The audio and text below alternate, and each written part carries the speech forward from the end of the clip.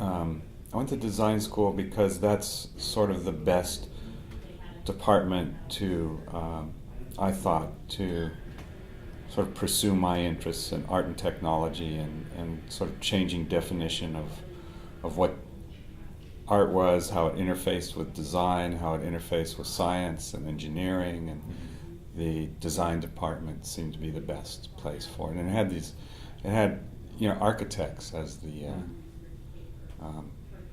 co-directors were a guy named Peter Pierce, who done some really interesting work with Bucky Fuller and Charles Eames, and had developed this whole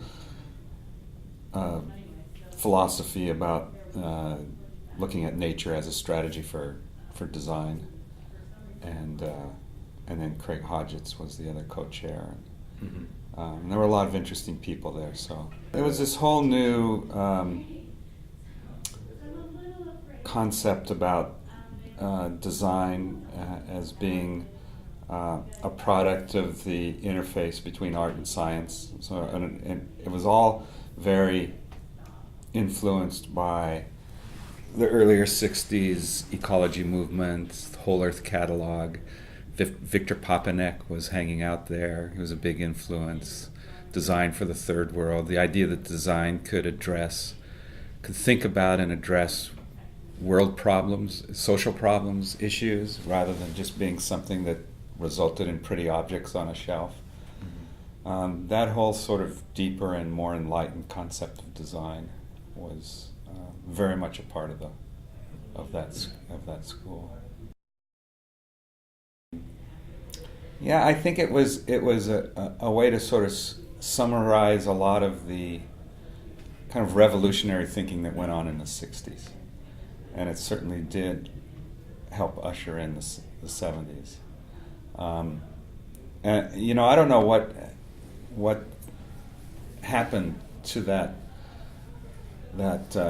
direction of thought once that design school became integrated with the art school. But it was the first sort of institutionalized way of thinking about design that I can remember that is extremely relevant today. It seems like it's taken several decades to become a much more mainstream idea. I mean, there's all sorts of debates about things like global warming and at political level, people who aren't involved in design.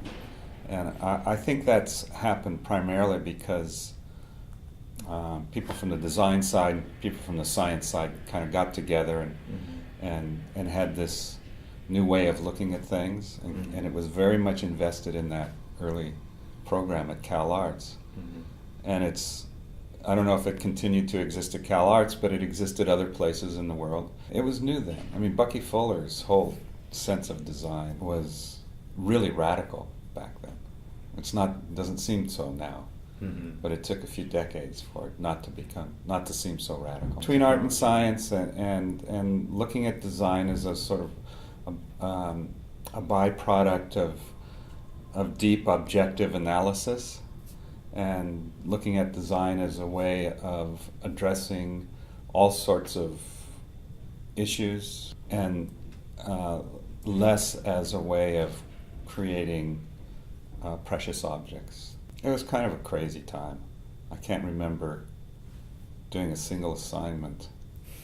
I rebuilt the engine of my Volkswagen bus in the parking lot out there in Villa Cabrini and got critical studies credit for it.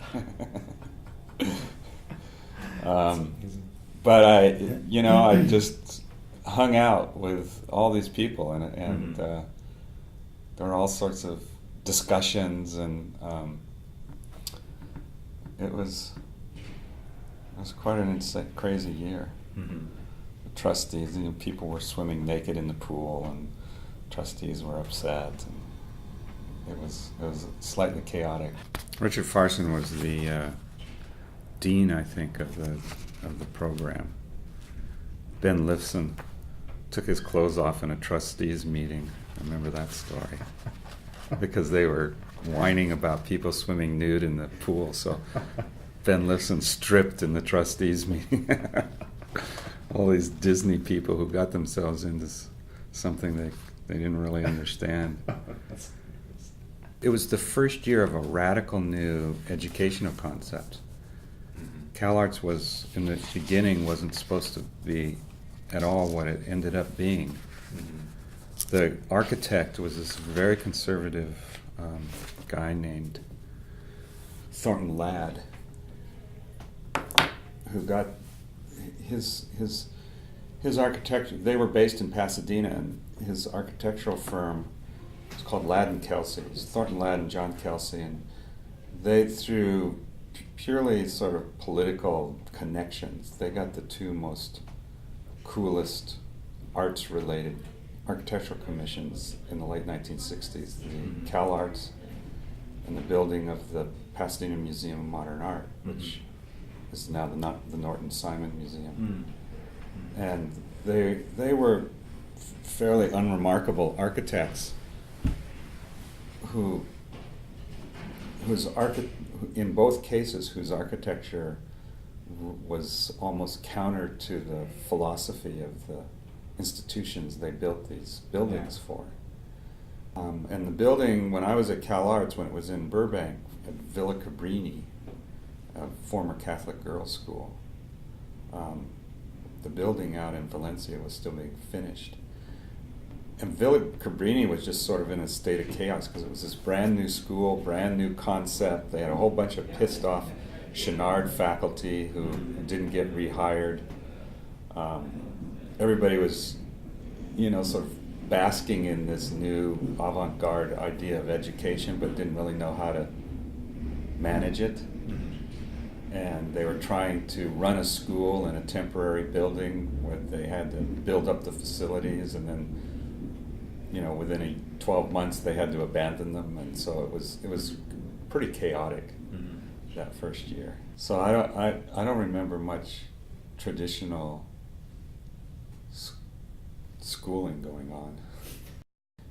In retrospect, considering how the profession of design has evolved over the last few decades, I'd say it would have been better to have kept them apart. Because I think that design school had a really unique, early visionary philosophy about design that no other school had. Maybe that's when MIT Media Lab was starting up, and so some of those same influences were being felt to other places. But that was the first place that I know of that really sort of institutionalized this new way of looking at design. But this notion that design could play a much more important role in the world than just decorating the world, that it could be about changing the world, that it could that one of the responsibilities and challenges for a designer was to address things like world hunger. That had never been part of design school education before, or so far as I know, not really a part of design philosophy. Maybe it had been, Buckminster Fuller was so good at bringing the worlds of art and engineering together and sort of combining those worlds in a way that people hadn't thought about before. That was the philosophy of the school. And to my knowledge, I was a young man then, so I don't know the full history of it, but to my knowledge, that was the first time that had ever been done, or at least institutionalized.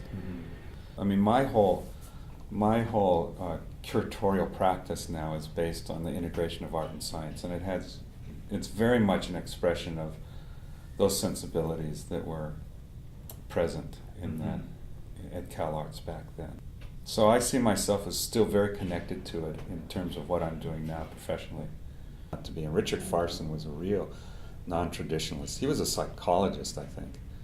And I remember asking him, it was like during the holidays, and I remember asking him, is school going to break for Thanksgiving or Christmas or anything? And he said, well, we don't have that here. We just kind of, you come, and then if you need to not be here, you don't be here. It was so loose. That's amazing. Yeah, it was. It was pretty wild.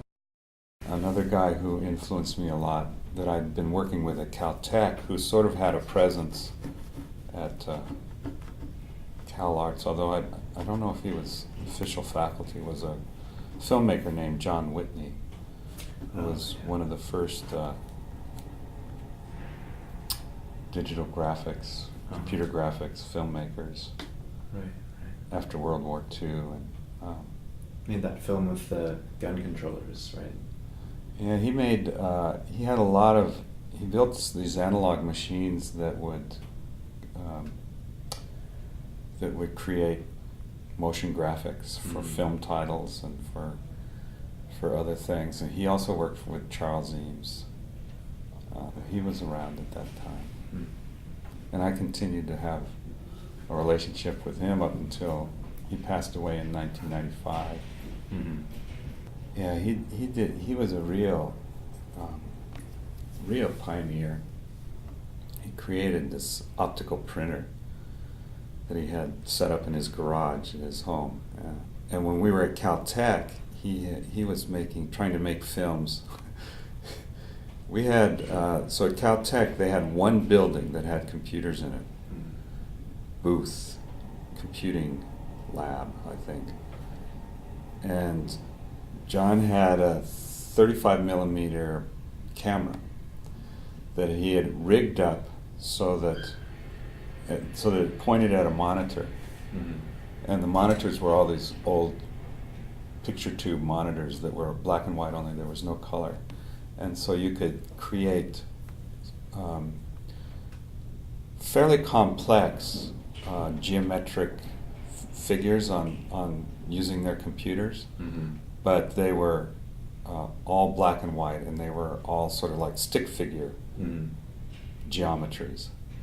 And so he had rigged it up so that the computer would show one geometric shape that was part of a film, and then it would send a signal to the camera would open and close its shutter, take a picture of it on film, and then send the signal back to the computer would compute the next frame, which would take about 30-40 seconds, and then it would show the next one, and then the camera would open and close its shutter. And so